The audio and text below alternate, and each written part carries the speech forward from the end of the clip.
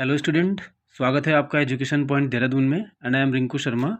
और आज हम स्टार्ट करेंगे अपना जीएस की सीरीज़। और जीएस की सीरीज़ में जो हमारा फर्स्ट टॉपिक है वो है इतिहास, हिस्ट्री। इतिहास जो है हमारा 3 पार्टों में डिवाइड है। पहला है प्राचीन भारत, दूसरा है मध्यकालीन भारत और तीसरा है आधुनिक भारत। देखो, 3 जो हमारे पार्टों में डिवाइड है, इन तीनों को हम अलग अलग करेंगे, अलग अलग नोट्स बनाएंगे। और आप भी इससे बढ़िया से नोट्स बना सकते हैं। और जितने भी मैं आपको टॉपिक कराऊंगा इसमें चैप्टर वाइज कराऊंगा, एक एक चैप्टर क्लियर करा दूंगा। और जैसे ही आप इस चैप्टर को क्लियर करेंगे तो आपको कोई प्रॉब्लम नहीं होगी किसी भी कंपटीशन के लिए। जितने भी कंपटीशन है सब में क्वेश्चन जरूर आएंगे। तो आपको प्राचीन भारत, मध्यकालीन भारत और हमारा आधुनिक भारत, ये तीनों के तीनों भारत करा दिए जाएंगे और टॉपिक वाइज चैप्टर वाइज करेंगे। तो जैसा कि हम प्राचीन भारत स्टार्ट कर रहे हैं, और प्राचीन भारत का जो फर्स्ट चैप्टर है वो हमारा है सिंधु घाटी सभ्यता, इंडस सिविलाइजेशन। बहुत इंपॉर्टेंट है, तो हम इसको एक एक पॉइंट क्लियर करते चलेंगे और आप इसके नोट्स बनाना बहुत अच्छे से। तो देखिए, आइए स्टार्ट करते हैं सिंधु घाटी सभ्यता। पहला जो क्वेश्चन बनता है वो यही है कि सिंधु घाटी सभ्यता का जो टाइम पीरियड है, सिंधु घाटी सभ्यता जो है उसका टाइम पीरियड कब से कब तक माना गया है। तो देखो, 2350 ईसा पूर्व से 1750 ईसा पूर्व तक, ये ध्यान रखेंगे। 2350 ईसा पूर्व से 1750 ईसा पूर्व तक सिंधु घाटी सभ्यता का टाइम पीरियड है। किसी किसी बुकों में 2500 से लिखा हुआ है, कहीं पे कुछ लिखा हुआ है। तो ये जो 2350 है, ये हमारी कार्बन डेटिंग एक मेथड होता है, कार्बन डेटिंग विधि, जिसके द्वारा हम किसी की आयु का अनुमान लगाते हैं। तो कार्बन डेटिंग विधि से ही जो ये हमारे पास डेट है 2350 ईसा पूर्व से 1700 ईसा पूर्व 1750 ईसा पूर्व तक, तो सिंधु घाटी सभ्यता का टाइम पीरियड है।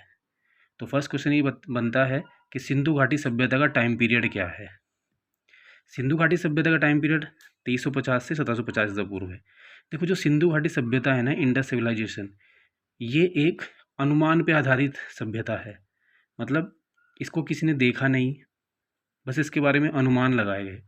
जैसे कहीं पे हमने कुछ खुदाई की, खुदाई करने पे हमें कुछ प्रमाण नीचे से मिले, मूर्तियाँ मिली, कुछ मिली, तो उसके आधार पर ही, या पूरा गांव मिला, जैसे खुदाई की हमने देखा कि पूरा गांव नीचे दबा है, तो उसी के आधार पे हमने अनुमान लगा हुआ है। तो ये पूरा अनुमानित सभ्यता है। और अनुमानित सभ्यता है तो बहुत सारी चीज़ें इसमें आपको अजीब सी भी लगेंगी कि किस तरह अनुमान लगाए गए हैं। तो आपको अनुमानित सभ्यता के बारे में ही पढ़ना है, वही सिंधु घाटी सभ्यता है। दूसरा पॉइंट हमारे पास आता है, सिंधु घाटी सभ्यता की खोज किसने की। सिंधु घाटी सभ्यता की खोज की राय बहादुर दयाराम साहनी ने। इंपॉर्टेंट क्वेश्चन है, सिंधु घाटी सभ्यता की खोज किसने की। तो सीधा सीधा राय बहादुर दयाराम साहनी। नेक्स्ट, सिंधु घाटी सभ्यता एक नगरीय सभ्यता थी। देखो, 2 तरह की सभ्यताएं होती हैं, ग्रामीण सभ्यता होती है, एक नगरीय सभ्यता होती है। तो सिंधु घाटी सभ्यता एक नगरीय सभ्यता है। ये ध्यान रखेंगे कि भारत की पहली नगरीय सभ्यता कौन सी है, या सिंधु घाटी सभ्यता कौन सी सभ्यता थी, नगरीय, नगर की तरह बसाए गए। और बहुत ही इंटेलिजेंट लोग थे सिंधु घाटी सभ्यता के। जो भी नगर बसाए एक प्लान तरीके से, बहुत अच्छे तरीके से, पूरी प्लानिंग के साथ बसाए गए। तो वो प्लानिंग के साथ इस तरह लगे कि जैसे नगर की है, तो नगरीय सभ्यता मानी गई है।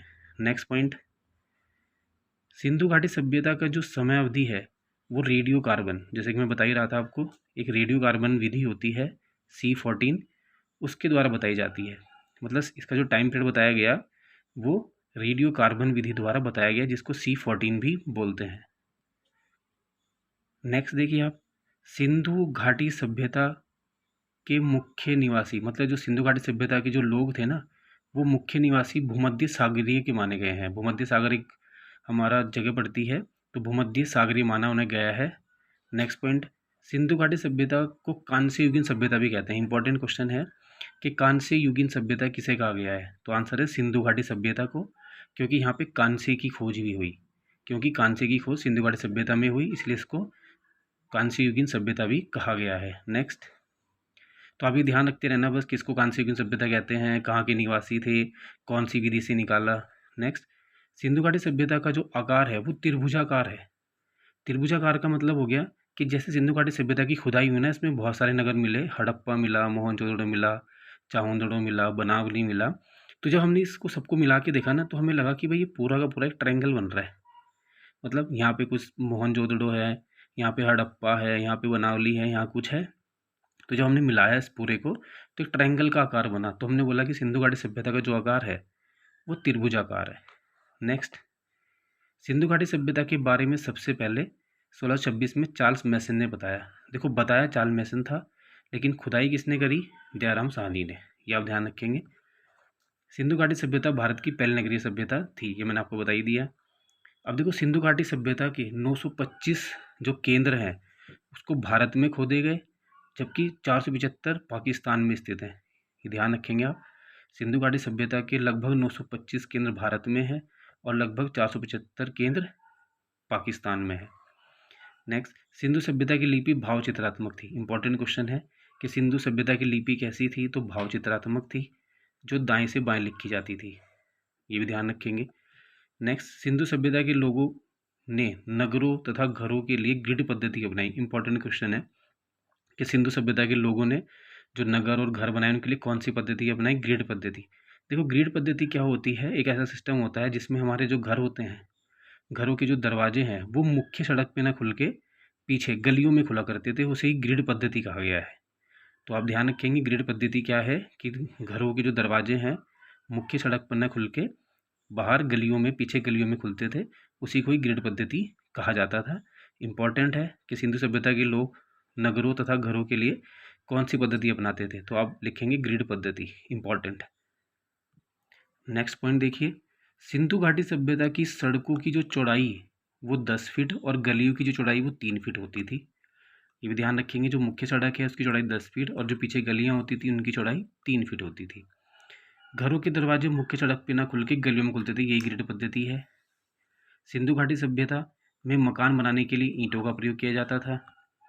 स्वतंत्रता के बाद सिंधु घाटी सभ्यता के सबसे ज़्यादा स्थल हैं गुजरात में खोजे गए। इंपॉर्टेंट क्वेश्चन है कि भारत में सबसे ज़्यादा जो स्थल हैं स्वतंत्रता के बाद कहाँ खोजे गए? तो आंसर है गुजरात में।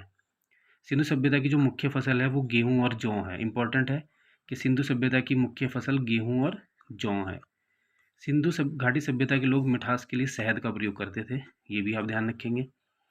सिंधु सभ्यता के लोग यातायात के लिए 2 पहिया ये तथा 4 पहियों की बैलगाड़ी का प्रयोग करते थे। ये पूछ सकता है कि भाई यातायात के लिए क्या प्रयोग किया गया है? तो 2 पहियों की या 4 पहियों की बैलगाड़ी होती थी, उसका ही प्रयोग करते थे। देखिए इससे आपके बहुत अच्छे से नोट्स बन जाएंगे और नोट्स के साथ साथ आप इसको अच्छे से पढ़ भी सकते हैं और बढ़िया से आपकी तैयारी हो जाएगी। और आप जैसे कि आपका बहुत सारे पेपर आने वाले हैं उसमें बहुत काम आएगा। तो देखो सिंधु घाटी सभ्यता का जो पहला नगर है उस पर विचार करते हैं, वो है हड़प्पा। इसके बारे में हम थोड़ी सी पॉइंट पढ़ेंगे, ये पॉइंट आपको ध्यान रखने हैं। हड़प्पा सिंधु घाटी सभ्यता का पहला नगर है। इंपॉर्टेंट है कि सिंधु घाटी सभ्यता का पहला नगर क्या है? हड़प्पा। देखो सिंधु घाटी सभ्यता एक पूरी सभ्यता है, इसके अंदर बहुत सारे नगर हैं, जो इंपॉर्टेंट नगर हैं वही हम पढ़ेंगे। तो हड़प्पा जो है सिंधु घाटी सभ्यता का पहला नगर है, जिसकी खोज 1921 में दयाराम साहनी ने की। ये ध्यान रखना है कब खोज हुई और किसने की? 1921 में दयाराम साहनी ने। हड़प्पा वर्तमान में पाकिस्तान में स्थित है। हड़प्पा रावी नदी के किनारे बसा है, ये भी ध्यान रखना है कौन सी नदी किनारे बसा है? रावी। और कहाँ है? पाकिस्तान में।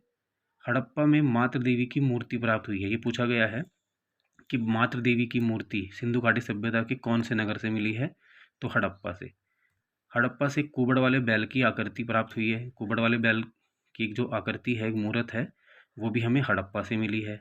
सिंधु घाटी सभ्यता का सबसे पूजनीय पशु माना गया कुबड़ वाला बैल। इंपॉर्टेंट क्वेश्चन है, नोट करके लिखेंगे आप कि सिंधु घाटी सभ्यता का सबसे पूजनीय पशु क्या है? तो कुबड़ वाला बैल। नेक्स्ट, हड़प्पा से अन्न कोठार प्राप्त हुए हैं जिनकी संख्या 12 है। तो ऐसे पूछेगा कि बताओ 12 अन्न कोठार सिंधु घाटी सभ्यता के कौन से नगर से मिले हैं? तो हड़प्पा से। देखो अन्न कोठार मिलने का मतलब है कि अन्न से परिचित थे, इसलिए अन्न कोठार बनाए होंगे। तो कहाँ से मिला है? ये हड़प्पा से। हड़प्पा सभ्यता से प्रसाधन मंजूषा प्राप्त हुआ है। प्रसाधन मंजूषा होता है एक मेकअप बॉक्स की तरह किट होती है, तो प्रसाधन मंजूषा इसका मतलब मेकअप से भी परिचित रहे होंगे। तो हड़प्पा में आपको ये पॉइंट पढ़ने हैं कि हड़प्पा से क्या मिला, इसकी खोज किसने की, कब की। दूसरा हमारे पास आता है मोहनजोदड़ो। मोहनजोदड़ो की खोज 1922 में राखलदास बनर्जी ने की। ये ध्यान रखेंगे 1922 राखलदास बनर्जी। मोहनजोदड़ो वर्तमान में पाकिस्तान में स्थित है। मोहनजोदड़ो सिंधु नदी किनारे बसा है, ये ध्यान रखना है कौन सी नदी किनारे बसा हुआ है। सिंधु सभ्यता में मोहनजोदड़ो को मृतकों का टीला कहा गया है। इंपॉर्टेंट क्वेश्चन है कि सिंधु घाटी सभ्यता में मृतकों का टीला किसे कहा गया है, तो आंसर ध्यान रखेंगे आप मोहनजोदड़ो को। नेक्स्ट, मोहनजोदड़ो सिंधु सभ्यता का सबसे बड़ा नगर है। इंपॉर्टेंट है कि सिंधु सभ्यता का सबसे बड़ा नगर कौन सा है, तो मोहनजोदड़ो। सबसे पहला है हड़प्पा और सबसे बड़ा है मोहनजोदड़ो। नेक्स्ट देखते हैं, मोहनजोदड़ो से वृत्त के आकार का एक स्नानागार प्राप्त हुआ है, मतलब एक सर्कल की तरह एक स्नानागार स्विमिंग पूल प्राप्त हुआ है। ये भी ध्यान रखेंगे कि किस नगर से स्नानागार प्राप्त हुआ है। मोहनजोदड़ो से कांसे की नृत्य करती हुई महिला की एक मूर्ति प्राप्त हुई है। इंपॉर्टेंट है, पूछा गया है कि कांसे की नृत्य करती हुई महिला की मूर्ति कौन से नगर से मिली है, तो मोहनजोदड़ो से। मोहनजोदड़ो से पशुपतिनाथ की मोहरें प्राप्त हुई हैं, मतलब जो मोहर मिली है उस पर किसकी आकृति थी, पशुपतिनाथ शिव जी भगवान शिव की। इस मोहर में पशुपतिनाथ मतलब भगवान शिव जो हैं बीच में विराजमान है और उनके चारों ओर 6 जानवर हैं, मतलब बीच में तो पशुपतिनाथ जी बैठे हुए हैं और चारों तरफ उनको 6 जानवर हैं। उनके नाम हैं हाथी, चीता, भैंसा, गैंडा और 2 हिरन। ये आप ध्यान रखें, पूछा जाता है कौन सा विराजमान नहीं है। मोहनजोदड़ो से सिंधु घाटी सभ्यता की सबसे बड़ी इमारत अन्नागार प्राप्त हुआ है। देखो, मोहनजोदड़ो की जो सबसे बड़ी इमारत है वो अन्नागार प्राप्त हुई है। ये पूछा गया कि अन्नागार कहाँ से प्राप्त हुआ है, तो आप लिखेंगे मोहनजोदड़ो। इसके बाद जो हमारा अगला नगर आता है वो है चाहुंदड़ो। चाहुंदड़ो की खोज 1931 में गोपाल मजूमदार ने की। चाहुंदड़ो वर्तमान में पाकिस्तान में स्थित है, ये भी ध्यान रखना है। चाहुंदड़ो सिंधु नदी किनारे स्थित है। चाहुंदड़ो से मनके बनाने का कारखाना, जो माला के मोती होते हैं ना उनको बोलते हैं मनके, तो चाहुंदड़ो से मनके बनाने का कारखाना प्राप्त हुआ है। चाहुंदड़ो से लिपस्टिक के प्रमाण भी प्राप्त हुए हैं, जो लिपस्टिक लगाते हैं उसके प्रमाण भी हमें चाहुंदड़ो से प्राप्त हुए हैं। इसके बाद अगला नगर है कालीबंगा। कालीबंगा की खोज 1953 में अरविंद घोष और बीबी लाल ने की। ये ध्यान रखेंगे आप। कालीबंगा वर्तमान में राजस्थान में स्थित है, जो घग्गर नदी के किनारे स्थित है। ये भी ध्यान रखना है कहाँ है और कौन सी नदी किनारे स्थित है। कालीबंगा से काले रंग की चूड़ियाँ प्राप्त हुई है। पूछा गया है काले रंग की चूड़ियाँ कौन से नगर से मिली हैं, तो कालीबंगा से। कालीबंगा से डिज़ाइन की आकृति के फर्श भी प्राप्त हुए हैं। कालीबंगा के प्रत्येक घर से कुआं प्राप्त हुआ है, तो पूछा जाएगा कुआं कहाँ से प्राप्त हुए हैं, कालीबंगा से। कालीबंगा में नालियाँ बनाने के लिए लकड़ी का प्रयोग करते थे, ये भी आप ध्यान रखेंगे। इसके बाद जो अगला नगर है वो है लोथल। लोथल की खुदाई 1955 में रंगनाथ राव ने की। लोथल जो है वर्तमान में गुजरात में स्थित है, जो भोगवा नदी के किनारे है। कहाँ है गुजरात में, नदी कौन सी है, भोगवा। लोथल से बड़ी बड़ी अग्नि वेदिकाएँ प्राप्त हुई हैं। देखो, आग से परिचित रही होंगे तभी अग्नि वेदिकाएँ प्राप्त हुई हैं। लोथल से गोदीवाड़ा। गोदीवाड़ा बहुत ही इंपॉर्टेंट है, डाक यार्ड या बंदरगाह बोलते हैं। देखो, बंदरगाह जब बड़े बड़े शिप आते हैं और चले जाते हैं तो उस समय गोदीवाड़ा मिलना, डाक यार्ड मिलना बहुत ही एक बड़ी उपलब्धि है। तो लोथल से प्राप्त हुई है। बहुत बार क्वेश्चन पूछा गया है कि लोथल की गोदीवाड़ा कहाँ से प्राप्त हुआ है, लोथल से। जो सिंधु सभ्यता की सबसे बड़ी संरचना है, लोथल से युगल समाधियाँ प्राप्त हुई हैं, मतलब स्त्री और पुरुष की युगल समाधियाँ हमें कहाँ से मिली हैं, लोथल से। नेक्स्ट नगर देखते हैं बनावली। बनावली की खोज 1973 में आर.एस. बिस्ट ने की। बनावली वर्तमान में हरियाणा में स्थित है, जो रंगों नदी किनारे है। बस में ज़्यादा नहीं पढ़ना है, बनावली में 2 पॉइंट बहुत हैं, किसने खोज की, कब की और कहाँ है, हरियाणा में, नदी कौन सी है, ये ध्यान रखेंगे। कुछ हमारे और भी नगर हैं, उनको भी बस आपको ये ज़्यादा उनके बारे में नहीं पढ़ना है, बस ये पढ़ना है। जैसे आलमगीरपुर है उत्तर प्रदेश में, नदी है हिंडन नदी, वर्ष है 1958, खोज करता है यज्ञदत्त शर्मा। दूसरा रोपड़ पंजाब में है, पूछा जाएगा रोपड़ कौन सी नदी के किनारे है ऐसे, रोपड़ पंजाब में, नदी है सतलज, वर्ष 1953, यज्ञदत्त शर्मा। नगर कोटदीजी एक नगर है, पाकिस्तान में है ये, कोटदीजी पाकिस्तान। नदी है सिंधु, 1953, फजल अहमद। रंगपुर गुजरात में है, मादर नदी, नदी ध्यान रखेंगे आप, 1953, रंगनाथ राव। और नेक्स्ट सुतकांगोडोर पाकिस्तान में है, दासक नदी, 1927, ऑरेंज स्टाइल। तो ये कुछ नगर आपको भी ध्यान रखने हैं कि किस नगर की खोज किसने की और कौन सी नदी किनारे है और कब की, ये आप ध्यान रखेंगे। तो सिंधु घाटी सभ्यता के कुछ इंपॉर्टेंट नगर थे, ये आपको समझ में आए होंगे। अब इसके बारे में हम कुछ व्यापार पढ़ेंगे। सिंधु सभ्यता की विदेशी व्यापार, ये ध्यान रखने हैं, बहुत इंपॉर्टेंट है। वस्तुएं और देश, शीशे का व्यापार किस देश से करते थे, ईरान से। पूछा जाता है कि बताओ सिंधु घाटी सभ्यता के लोग शीशे का व्यापार कहाँ से करते थे, ईरान से। टीन कहाँ से लाते थे, अफगानिस्तान से। चांदी कहाँ से लाते थे, अफगानिस्तान से।